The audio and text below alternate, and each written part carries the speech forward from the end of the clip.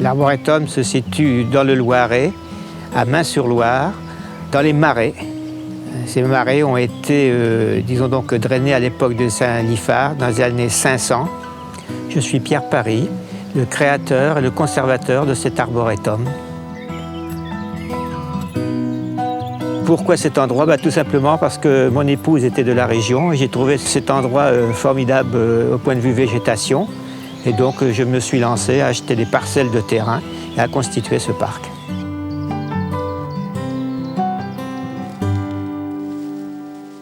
Alors cette aventure, elle a commencé en 1987. De 87 à 90, on a préparé le terrain. Et à partir de 90, nous avons planté jusqu'à nos jours, puisque nous sommes toujours en plantation. Cette vue-là, c'est lorsque nous sommes arrivés en 1987. Voici l'état des lieux. C'était, on peut dire, la forêt vierge. Et donc on a tout dépressé. On a gardé les plus beaux arbres. Tout le restant a été abattu, broyé et remis sur le terrain. Les cours d'eau qui ont été curés et remis sur le terrain. Et un an après, on a planté là-dedans. Bien, nous avons été obligés d'aménager ces cours d'eau, bien sûr, parce que les rives se dégradaient avec les animaux, principalement les canards. Ça gratte les rives, on peut dire. Et donc, on a aménagé ces cours d'eau avec des planches de chêne et des piquets de châtaignier. Toutes nos bordures de cours d'eau sont ainsi soutenues, ils soutiennent la terre, et ce qui évite aussi la dégradation par les rats musqués ou les ragondins. Voilà, à cette heure-ci, vous ne verrez pas beaucoup d'animaux. Il faut venir le matin de bonne heure ou le soir. Alors, le jardin a été conçu par moi-même, suivant les plantes que j'obtenais. Avant de planter, il fallait étudier ce que la plante allait devenir. C'était une très grosse plante, une petite plante, sa forme, etc. On travaillait avec cela.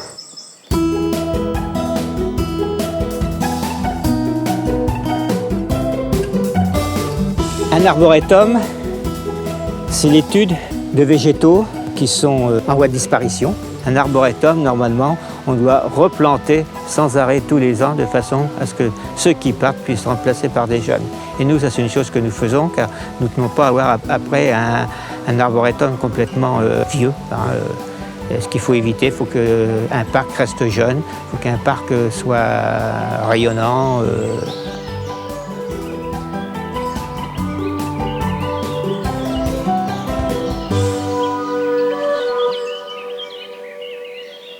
Ici, on a introduit des plantes qui viennent soit des États-Unis, côte est des États-Unis, des plantes qui viennent d'Asie, des plantes qui viennent de la Corée, différentes plantes qui ne sont méconnues en France, qui sont ici et qui sont en étude.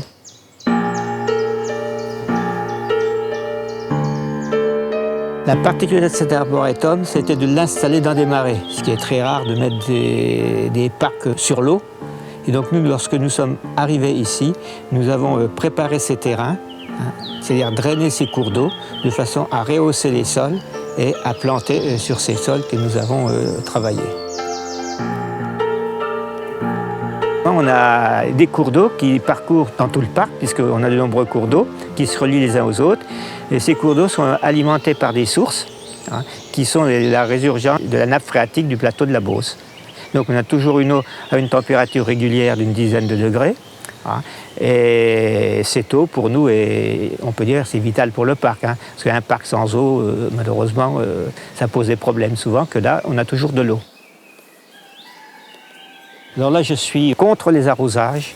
Nous avons pris comme décision, dès que j'ai fait le parc ici, les premières années, on arrose et ensuite, on n'arrose plus. La plante, elle résiste ou elle ne résiste pas. Voilà. Alors, cette année, nous avons remarqué qu'il n'y a pas eu assez d'eau à certains moments pour que nous ayons des couleurs vraiment remarquables. On a de la couleur, mais c'est une couleur sèche cette année, les feuilles grillent. Vous voyez, le rouge, normalement c'est un rouge pétant, là, il est pourpre. On n'a pas le coloris vraiment cette année. Ce qu'il faut bien savoir, c'est qu'on a de l'eau, mais le terrain est très très sec. C'est humide en bordure des cours d'eau, mais sur les placeaux de culture, c'est très très sec, avec toute la végétation que nous avons dessus. Nous sommes sur une couche argileuse et l'eau ne remonte pas.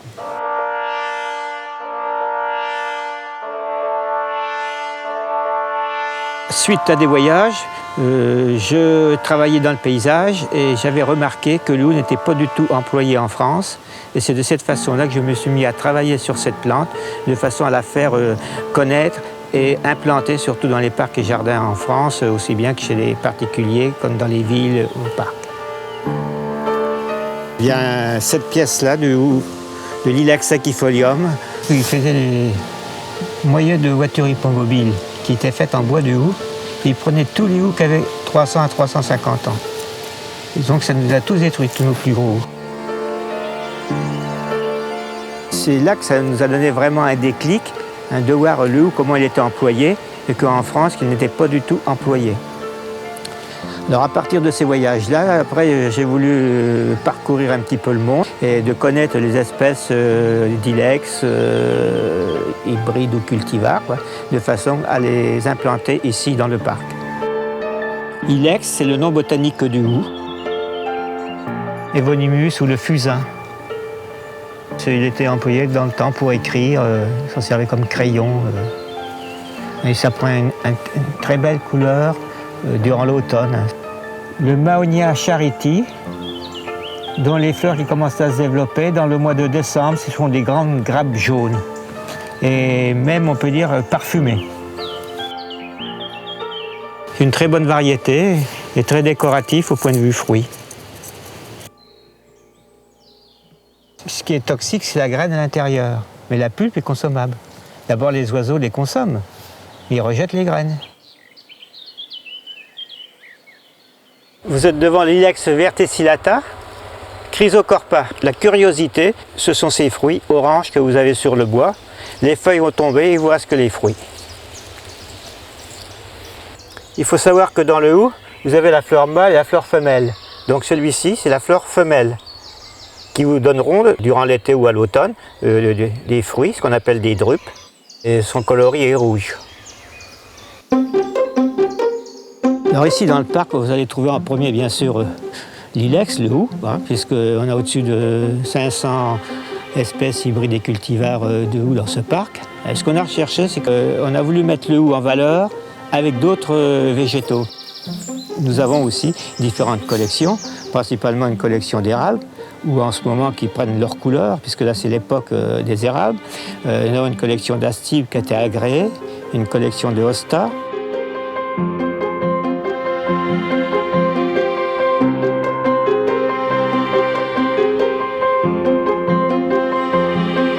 Collection de clématites.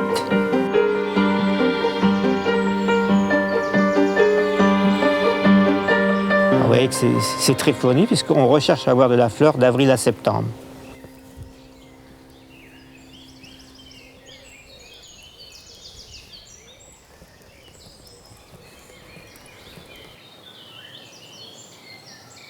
Quand vous coupez des fleurs de dahlia, il faut les couper à ce stade-là si vous voulez les conserver très longtemps dans un vase.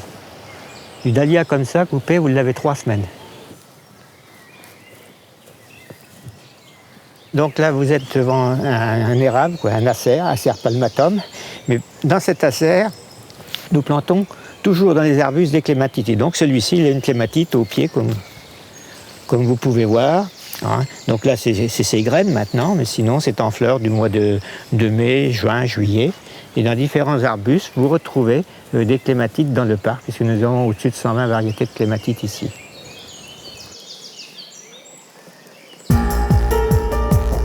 La superficie du parc visitable fait 2 hectares. Ici, on a fait un circuit de façon à... On ne passe pas partout, car il faut savoir que lorsque vous marchez, vous provoquez des ondes de choc, un stress aux plantes, diminution de la végétation. Donc comme vous êtes dans un parc qui est en étude, vous savez que dans tous les parcs que vous circulez, il y a des endroits qui sont fermés au public, tout simplement parce que vous avez des plantes qui sont en étude. Alors donc nous, lorsque On a voulu ouvrir au public, il a fallu qu'on trouve une formule de façon à pouvoir faire circuler du public sans que les plantes aient un stress. Et donc c'est pourquoi qu'on a aménagé des allées qui sont sur de la moquette, recouvertes de sur de bois blanc. Et dans la partie engazonnée, vous êtes sur un géotextile alvéolé goudronné où nous avons fait notre gazon dessus, de façon à maintenir ce terrain souple et éviter le plus gros stress aux plantes. Vous suivez l'allée, c'est fléché, puis ça vous fait revenir ici, mais ce qui ne vous empêche pas d'aller dans les autres allées si vous voulez faire des photos. Hein. Vous êtes dans le parc ici, vous allez là, puis après de l'autre côté, la passerelle qui est derrière, vous n'allez pas à vous perdre. Hein.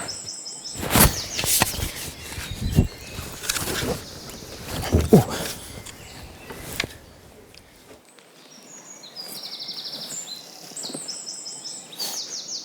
Alors l'entretien du parc se fait uniquement qu'avec mon épouse et moi.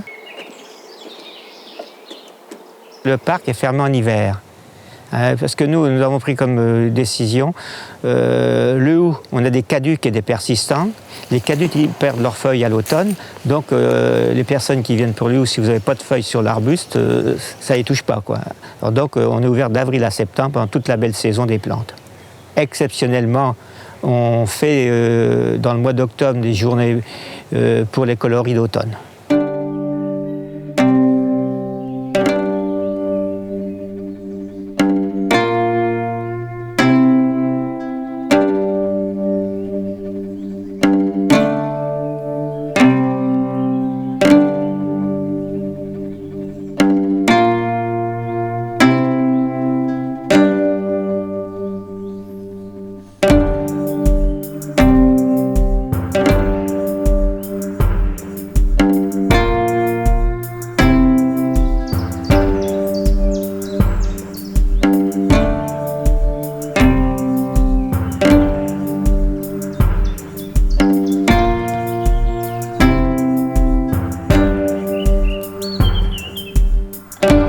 Je médite.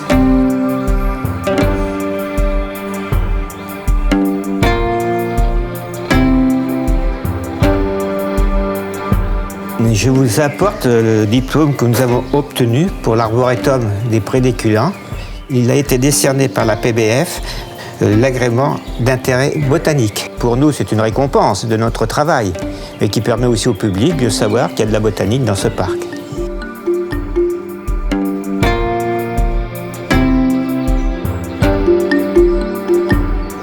Ce n'est jamais fini un jardin. Nous nous agrandissons toujours, donc il n'y a pas de fin.